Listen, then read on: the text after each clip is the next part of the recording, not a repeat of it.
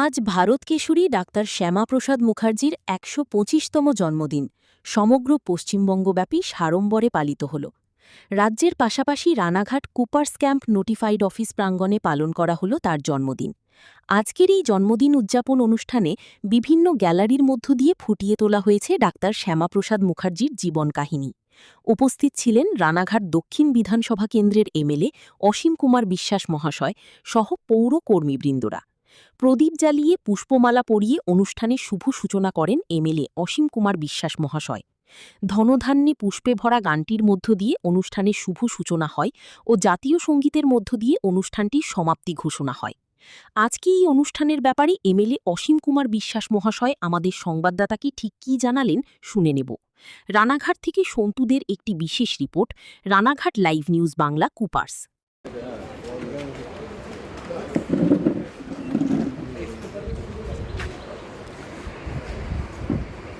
সকলে করতালি অভিনন্দিত করবে। ধন্যবাদ সম্মানী। এবার আমরা আমাদের ইউ সাহেব সম্মানীয় জানেন সকলে একটি করতালি দিয়ে অভিনন্দিত করবে দিদিকে। এবার দিদিকে বলবো আমাদের সম্মানীয় অধ্যাপক রুদ্রশেখর বসু মহাশয়কে বরণ করে নেবার জন্য।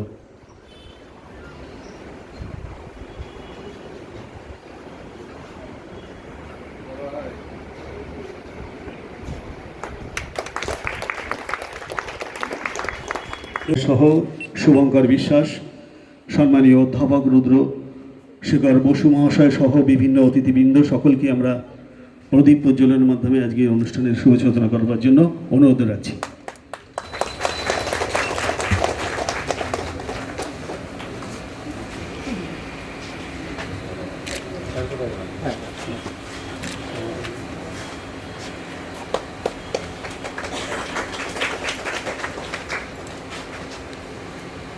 এরপরেই আমাদের ভারত মাতার সুসন্তান ভারত কেশরী, যার আজকে ১২৫তম জন্মবার্ষিকী, সর্বত্র অত্যন্ত গর্বের সঙ্গে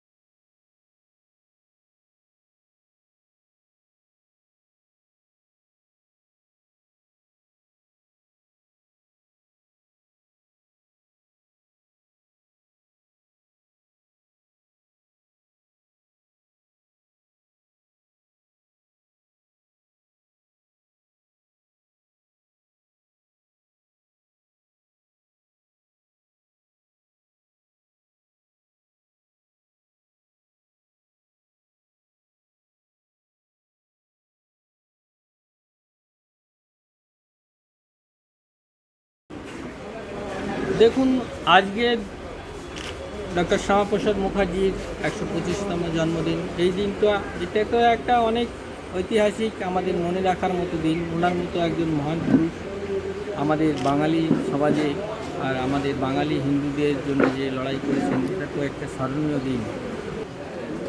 এতদিন ধরে তো ওনাকে ইতিহাসের আড়ালে লুকিয়ে রাখা হয়েছিল, এমন একজন মহান ব্যক্তিত্বকে।